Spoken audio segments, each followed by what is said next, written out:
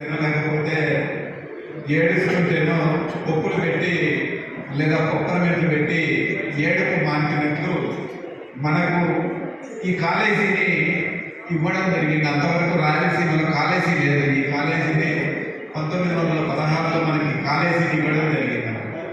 So ఒక చారిత్రాత్మకమైనటువంటి ఒక ప్రదేశంలో రాయలసీమ మోసానికి గురి అయినటువంటి దానికి గుర్తుగా నిలిచిపోయినటువంటి ఈ కళాశాల ప్రాంగణంలో ఈరోజు రాయలసీమ విద్యావంతుల వేదిక మహాసభను జరుపుకోవడం అనేటువంటిది మనం అంటే దాదాపు ఒక 110 సంవత్సరాలుగా 110 సంవత్సరాలుగా మనకు ఏమి కావాలి, మనకు ఏమి రావాలి అనేటువంటి దానిపైన స్పష్టత ఉన్నప్పటికీ దాన్ని సాధించుకోలేకపోతున్నాం. మరి ముఖ్యంగా నీళ్లకు సంబంధించినటువంటి